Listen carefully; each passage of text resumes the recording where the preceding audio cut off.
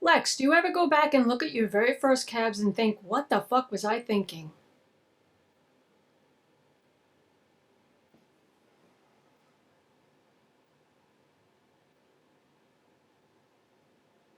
What the fuck was I thinking?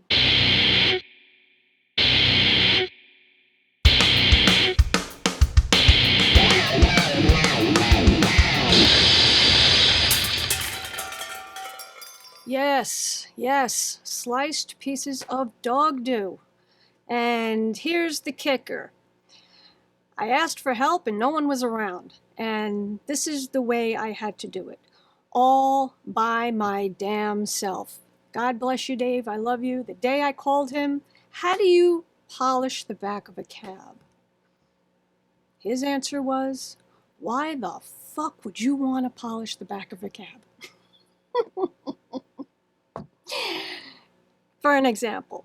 So my advice, practice, practice, practice. When I started out, I knew zero, zilch, nothing. How did I get good?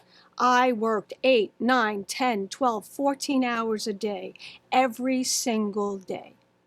Sounds like a lot, doesn't it? But if you're going to do this for a living, that's what you have to do. It's all about practice. The good news is if you keep doing this and you do this for 2, 3, 4, 5 years, you'll be super duper. You'll be maybe half as good as me. I'm only kidding. But you'll be excellent. You'll be able to start thinking about maybe doing your own business. Some of the things I had to do when I started out, and I found certain things were difficult. But it's the same as when I got my motorcycle license. I decided to start on a 1,000-pound Harley. That didn't work out so well. I did the same thing with cabbing. How did I start cabbing? Well, you cut your shapes out, you experiment with your polishing wheels, and and I would look at my stone and say, there was it was still wet, and I didn't know any better. And I'm saying, oh my God, look how shiny that is. And I was wrong. It was just wet. So, with that being said, how did I actually get into the meat of all of this? And what did everything look like when I first started? Well, I had gotten a client, God bless him, love him to death, and he contacted me. Was it through Etsy? I don't remember. Was it Etsy, eBay? It was Etsy. And he wanted to know if I could fill some ring shanks, empty ring shanks that he had. Some were supposedly antique. And I had said to him, sure, why not? Well, it's my first client. What am I going to say? No? Okay, here we go. He sends me the ring shanks. And what I did was fill these ring shanks. Some of them were falling apart, some of them were very old, some of them were antique, some of them were new, and he sent me his rock that he wanted to fill them with. And guess what I did? Some of my first work and my first real job was reverse calibration. You see that? That's an empty ring shank. This is sterling silver. This was my first job. This was my very first client. The hardest thing that you can do is when you're a cabber.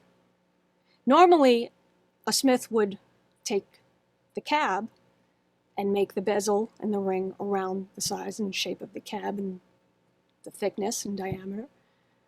I had to make the stone to the shape and to the fit of the bezel.